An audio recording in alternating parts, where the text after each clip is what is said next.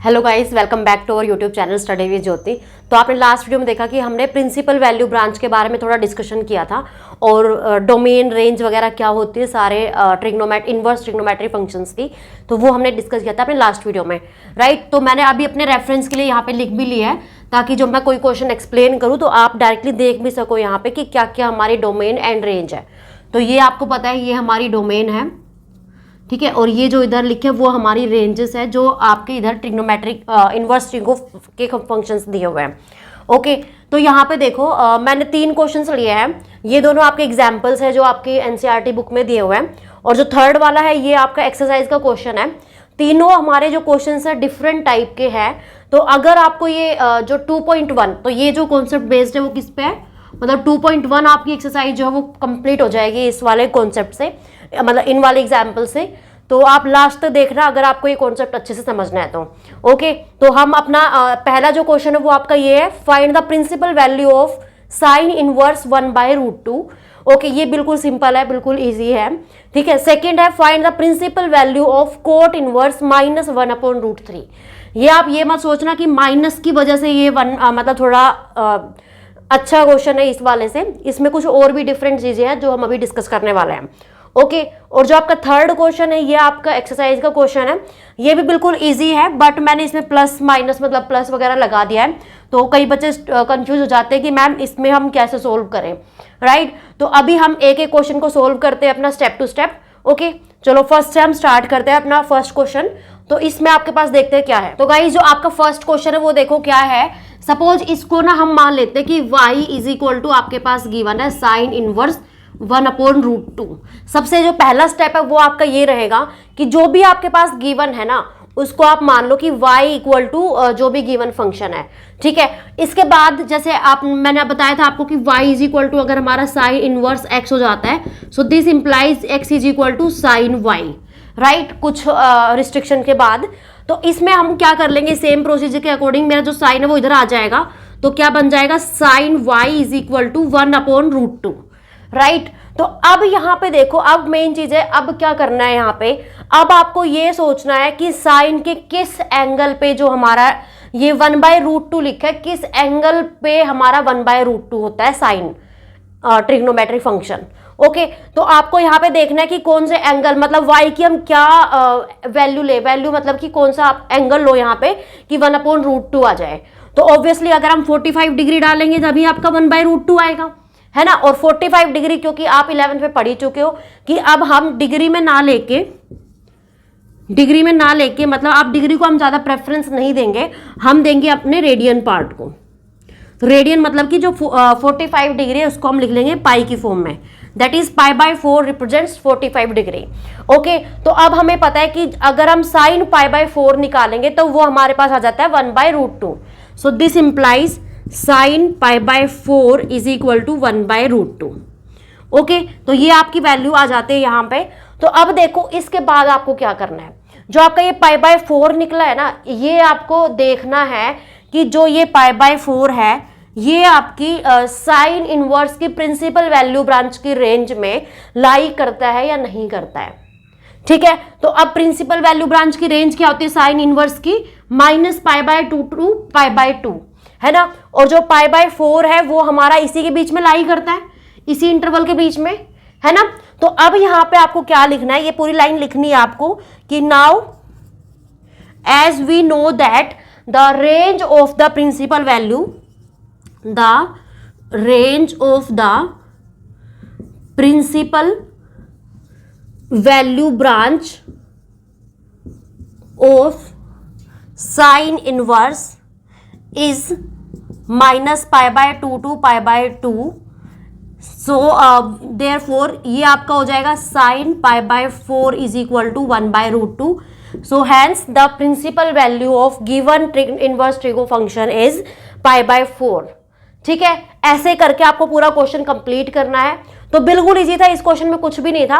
एक बार मैं आपको समराइज करा देती हूँ। तो यहाँ पे देखो आपके पास गिवन था ये, है ना।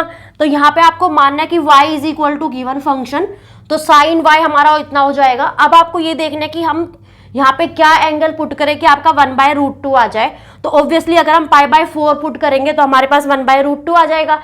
बट अब आपको ये देखना है कि π/4 आपकी जो रेंज है प्रिंसिपल वैल्यू ब्रांच की, मतलब साइन इनवर्स की, वो इसमें लाई कर रहा है, नहीं कर रहा π/4, तो π/4 इसमें लाई कर रहा है हमारा, तो बस फिर हमारा π/4 ही आपकी प्रिंसिपल वैल्यू हो जाएगी।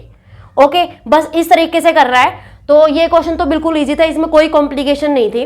अब इसके बाद हमारा है सेकंड क्वेश्चन, जो मैंने अभी बोर्ड पे लिखा था, तो वो वाला हम सोल्व करते हैं। ओके, तो गाइज नेक्स्ट क्वेश्चन अपना ये वाला था कि आपको फाइंड करना है कोट इनवर्स 1-1/√3 की प्रिंसिपल वैल्यू। तो अपना जो फर्स्ट स्टेप है हम मान लेंगे कि y is equal to cot inverse -1/√3, right. सबसे पहला हमारा स्टेप ये होता है। नेक्स्ट स्टेप जो होता है वो आपका ये होता है कि कोट इनवर्स इधर है तो इधर आके क्या हो जाएगा, कोट y, तो ये आपका हो जाएगा cot y is equal to -1/√3, right.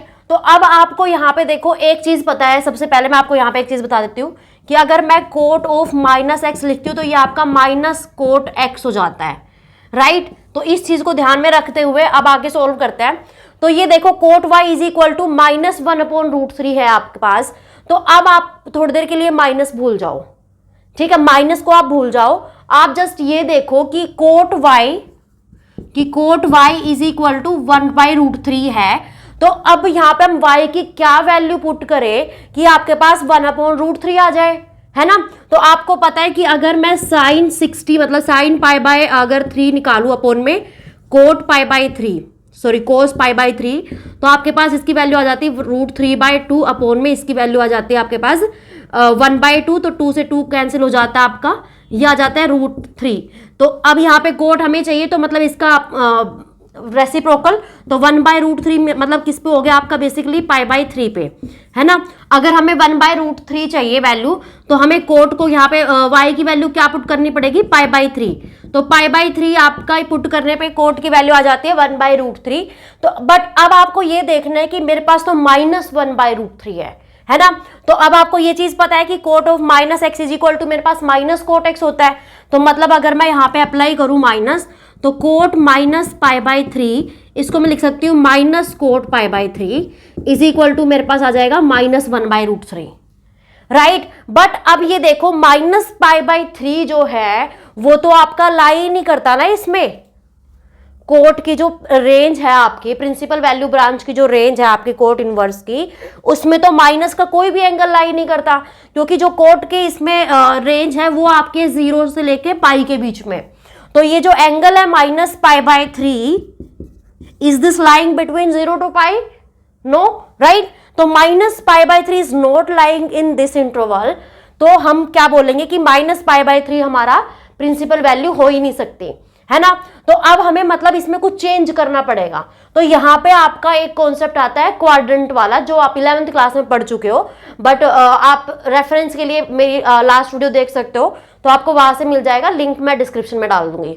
Okay, तो यहाँ पे देखो थोड़ा क्वाड्रेंट के बारे में बता देती हूँ जो इस क्वेश्चन में चाहिए। तो आपके पास जैसे कोई क्वाड्रेंट है, ठीक है, ये आपके पास यहाँ पे सारे ट्रिग्नोमेट्रिक पॉजिटिव होते हैं, मतलब सारे ट्रिग्नोमेट्रिक फंक्शंस।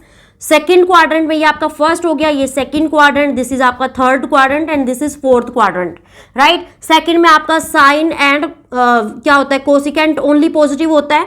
थर्ड में आपका टेन एंड कोट पॉजिटिव होता है। फोर्थ क्वाड्रेंट में आपका कोस एंड सीकेंट पॉजिटिव होता है, राइट। तो अब मुझे क्या चाहिए, cot y is equal to -1/√3। तो आपको ये तो मिल गया कि कोट -π/3 मेरा -1/√3 आ जाएगा। तो मतलब कि जो π/3 तो आपका एंगल रहेगा हमेशा, है ना, बट आपको अब माइनस का एंगल बनाना है इसमें बिना कुछ नेगेटिव का लाए हुए, राइट। तो अगर मैं यहाँ पे देखो, ये आपका होता है 0 डिग्री एंगल, इधर होता है आपका π/2, इधर होता है आपका पाई और इधर होता है आपका 3π/2, राइट। और इधर आपका फिर 2π हो जाता है इधर, अगर आप पूरा एंगल ऐसे कवर करते हो तो ये आपका छोटा सा मैंने थोड़ा बताया इस क्वेश्चन के लिए। तो यहाँ पे देखो आपके पास अब हमें चाहिए माइनस का। तो अगर मैं यहाँ पे लिख दूं कि कोट पाई माइनस π/3, तो अगर आप पाई में से माइनस करोगे, मतलब किसी एंगल को पाई में से माइनस कर रहे हो, तो अब देखो आप कोट का अप्लाई कर रहे हो, तो कोट को आप क्या कर रहे हो, पाई माइनस मतलब आपका सेकंड क्वाड्रेंट में आ जाएगा। पाई प्लस अगर मैं करती मतलब पाई से हल्का सा प्लस, तो आपका थर्ड क्वाड्रेंट आ जाता। बट पाई माइनस हम कर रहे हैं मतलब सेकंड क्वाड्रेंट, माइनस करने पे आपका सेकंड क्वाड्रेंट आ रहा है, तो सेकंड का मतलब है कि आपका जो कोट है वो तो सेकंड में नेगेटिव होता है ना। तो ये आपका क्या हो जाएगा, minus cot pi by 3। But आपको अब अगेन ऐसे नहीं लिखना, ये जस्ट आपको पता है कि ये माइनस हो जाएगा, मतलब हमारी वैल्यू ये आ जाएगी। तो बस हमें करना क्या है, इसको सिंप्लीफाई कर देना है अंदर, कि इसको जब आप माइनस करोगे तो क्या हो जाएगा, cot 3 pi minus pi is 2 pi by 3, right. 2 pi by 3 is equal to minus 1 by root 3। अब आप वैल्यू देख सकते हो कि कोट 2 पाई बाई 3 की वैल्यू भी हमारे पास माइनस 1 बाई रूट 3 होती है।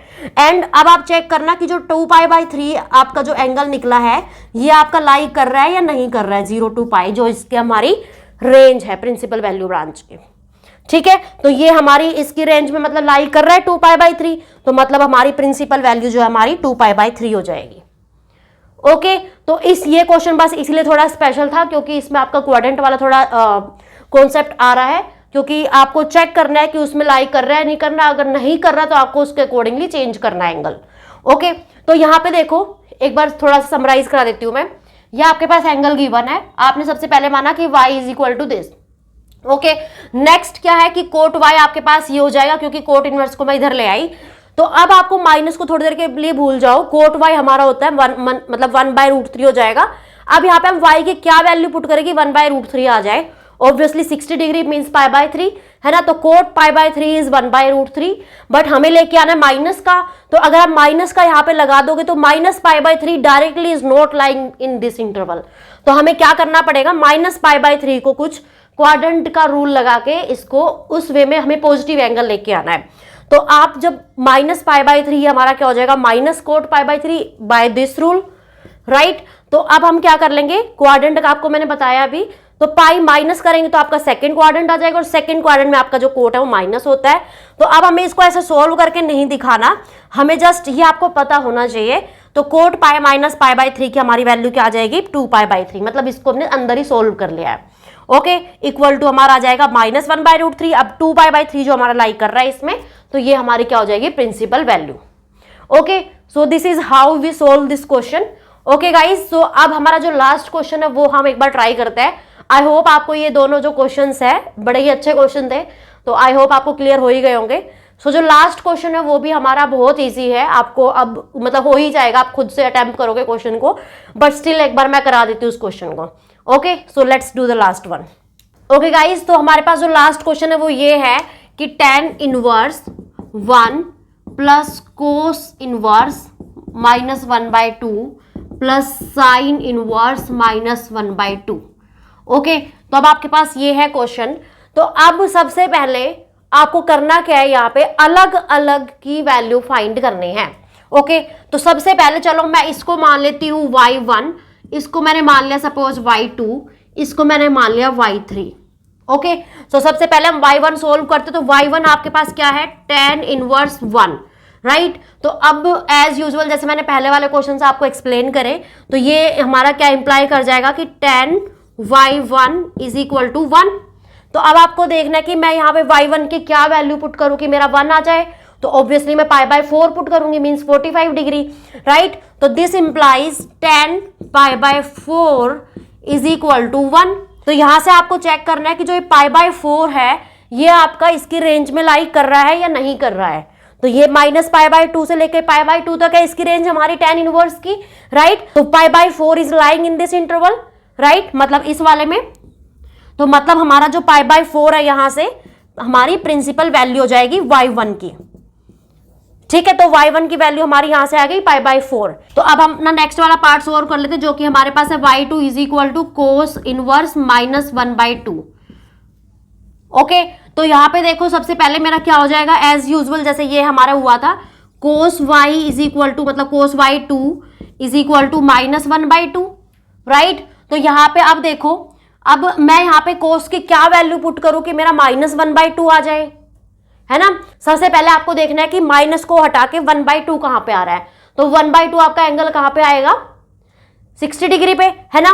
तो अगर मैं यहां पे लिख दूं कोस पाई बाय 3 मेरा होता है 1 बाय 2, बट आपको बनाना है माइनस, है ना। तो माइनस मेरा कैसे बनेगा, अब यहाँ पे अगेन आपका क्वाड्रेंट वाला चक्कर आ जाएगा।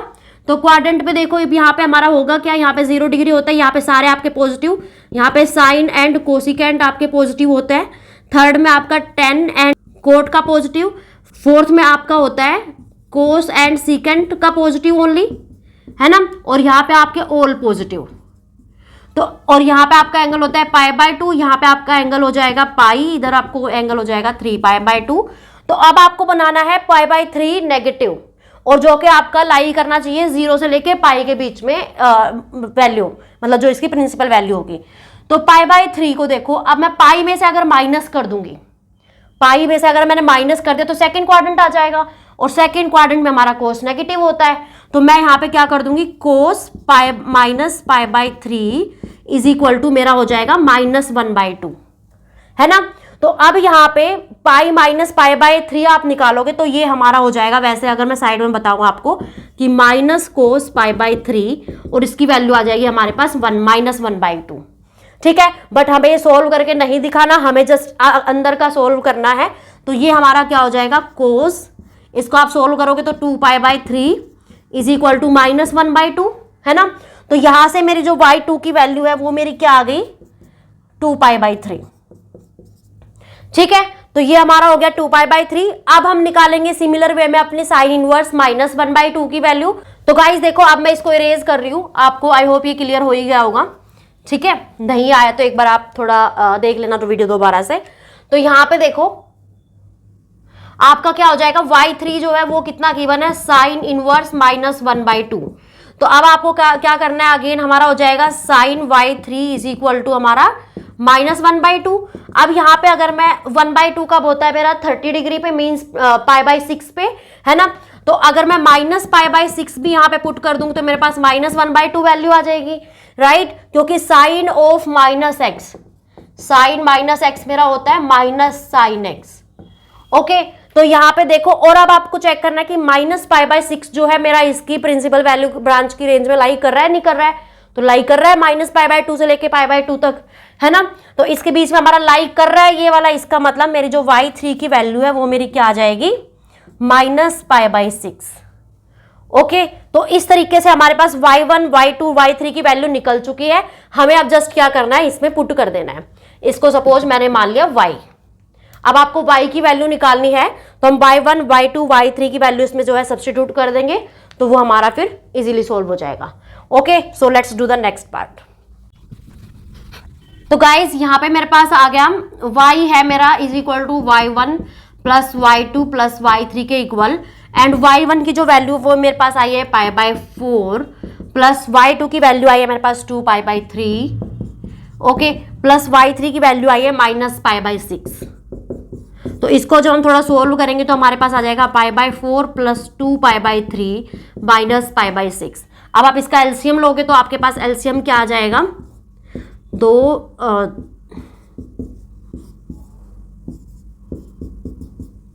तो इसका एलसीएम आ गया 3 दूनी 6 दूनी 12। तो आपके पास जो एलसीएम आ गया 12, तो 4 3 3 पाई प्लस 3 चौक तो 4 दूनी 8 पाई, सॉरी यहाँ पे माइनस है तो हमारा -2 पाई हो जाएगा, और ये हमारा सिंप्लीफाई होके 8 और 3 11 पाई माइनस 2 पाई अपॉन में 12, सो दिस इम्प्लाइज 9 π/12। तो ये जो है हमारी इस एक्सप्रेशन की पूरे की वैल्यू आ गई, जो कि है हमारी 9 π/12, ओके। आप इसको आगे थोड़ा सोल्व भी कर सकते हो, 3 पे कट हो जाएगा तो 3 3 9 3 चौक 12, दिस इम्प्लाइज 3 π/4।